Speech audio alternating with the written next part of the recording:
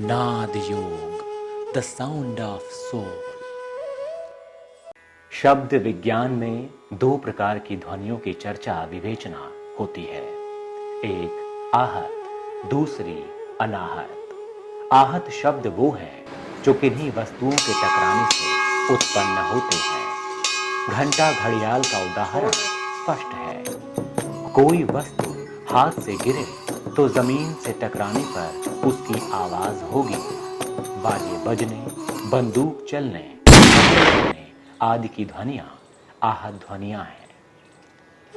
वार्तालाप को भी इसी श्रेणी में गिना जाता है, क्योंकि उनका स्वस्थ कंठ, तालु, होंठ, जिह्वा, दांत आदि के परस्पर एक विधि विशेष में टकराने पर विभिन्न शब्दों का उच्चारण बन पड़ता है। मनुष्य की भांति पशु पक्षियों की वाणी, समुद्र की लहरें, बादलों की गड़गड़ाहट आदि के द्वारा भी आहत ध्वनियों का ही रूप बनता है। विभिन्न प्रकार की जानकारियों का आदान प्रदान करने में भी शब्द विज्ञान का यही स्तर काम आता है। अनाहत शब्द वो हैं जो योगाभ्यास में नाद योग के द्वारा सुने और जाने जाते हैं। श्वास प्रश्वास के समय सो एवं अहम की ध्वनियां होती रहती हैं। ये स्पष्ट रूप से कानों के द्वारा तो नहीं सुनी जाती। ध्यान एकाग्र करने पर उस ध्वनि का आभास होता है। अभ्यास करने से वो कल्पना प्रत्यक्ष अनुभव के रूप में समझ पड़ती है। इसके बाद कानों के छेद बंद करके ध्यान की एकाग्रता के रहते घंटा, घड़ियाल, शंख, वंशी, झींगुर, मेंढक, बादल गर्जन जैसे कई प्रकार के शब्द सुनाई देने लगते हैं। आरंभ में ये बहुत धीमे और कल्पना के स्तर के ही होते हैं, किंतु पीछे एकाग्रता के अधिक घनीभूत होने से वो शब्द अधिक स्पष्ट सुनाई पड़ते हैं। इसे एकाग्रता की चरम परिणति भी कह सकते हैं। और अंतरिक्ष में अनेकानेक घटनाओं की सूचना देने वाले सूक्ष्म संकेत भी। कबीर पंथ, राधा स्वामी पंथ आदि में नाद योग की साधना ही प्रधान है। प्राण विद्युत शरीर के विभिन्न क्रियाकलापों का संचार करती है। बिजली में एक प्रकार के सूक्ष्म कंपन होते हैं और वो विभिन्न प्रयोजनों के लिए विभिन्न मंत्रों द्वारा प्रयुक्त किए जाने पर उन झंकृतियों में थोड़ा बहुत अंतर पड़ता रहता है।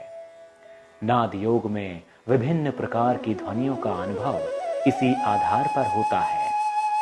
ये एक असामान्य सिद्धि है। किसी ध्वनि को एक बार प्रत्यक्ष रूप में करने, उसकी ध्यान धारणा बाद में करते रहने पर इस अभ्यास में सरलता पड़ती है।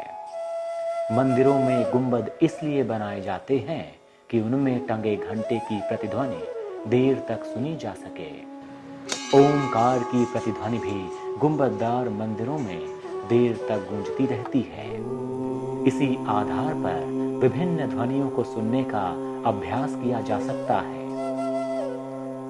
इस प्रकार आहत और अनाहत नाद योग का अभ्यास करने से व्यक्ति अविज्ञात को ज्ञात स्तर पर खींच लाने में समर्थ हो सकता है।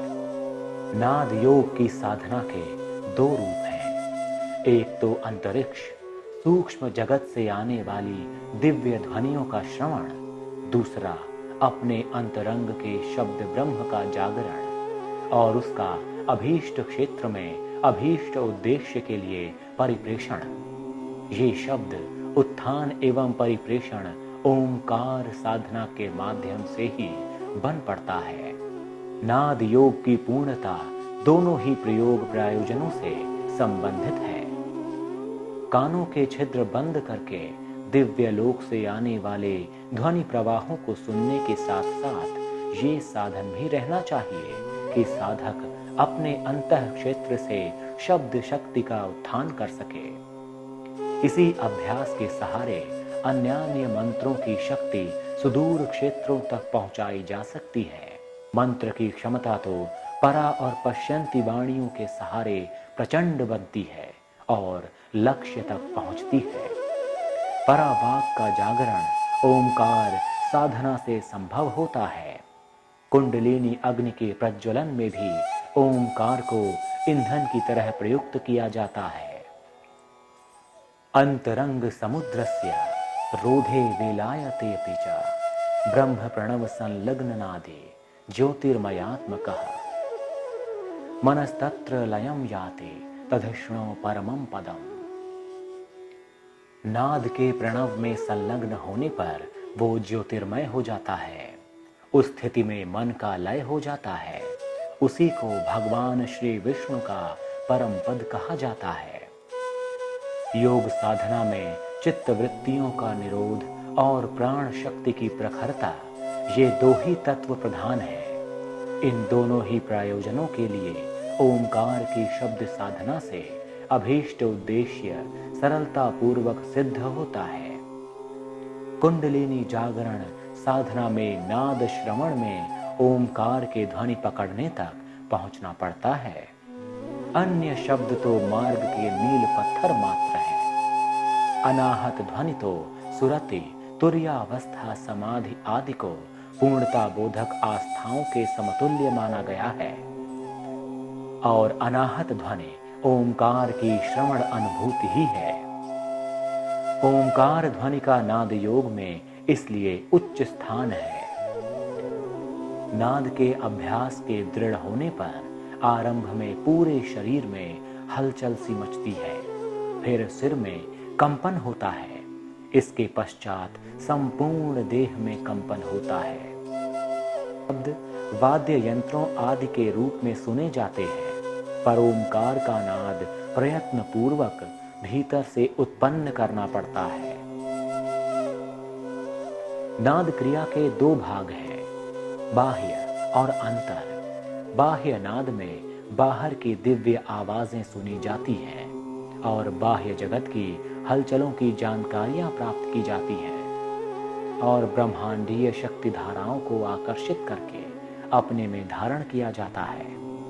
अंतःनाद में भीतर से शब्द उत्पन्न करके भीतर ही भीतर परिपक्व करके और परिपुष्ट होने पर उसे किसी लक्ष्य विशेष पर किसी व्यक्ति के अथवा क्षेत्र के लिए फेंका जाता है।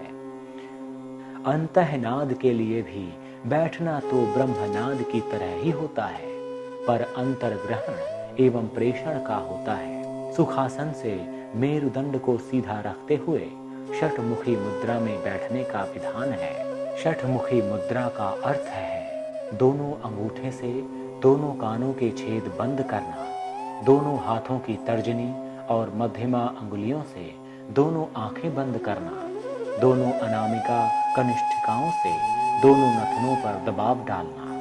नथनों पर इतना दबाव नहीं डाला जाता कि सांस का आवागमन ही रुक जाए। होंठ बंद, जीभ बंद, मात्र भीतर ही परापश्यंती वाणियों से ओमकार का गुंजार। प्रयास यही है अंतःनाद उत्थान।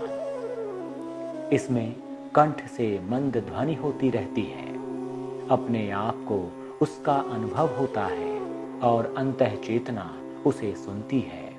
ध्यान रहे, ये ओमकार का जप या उच्चारण नहीं, गुंजार है। प्रधान उपनिषदों में से नाद बिंदु एक उपनिषद जिसमें बहुत से श्लोक इस नाद पर आधारित है। नाद क्या है? नाद कैसे चलता है? नाद को सुनने का लाभ क्या है? इन सब की चर्चा इसमें की गई है। नाद को जब आप करते हैं तो ये है इसकी पहली अवस्था। दूसरी अवस्था है जहां नाद करेंगे नहीं, सिर्फ अपने कानों को बंद किया और भीतर सूक्ष्म ध्वनि को सुनने की चेष्टा करना। ये सूक्ष्म ध्वनि आपके भीतर हो रही है, इसे अनाहत शब्द कहते हैं। नाद योग गहरी साधना है। नाद योग की साधना वही कर पाएंगे जो लोग पहले भ्रामरी ओमकार के गुंजन से भी पहले ओमकार के उच्चारण का अभ्यास करें। इसके सिद्ध होते ही ईश्वरीय सिद्धियां स्वतः प्राप्त होने लगती हैं।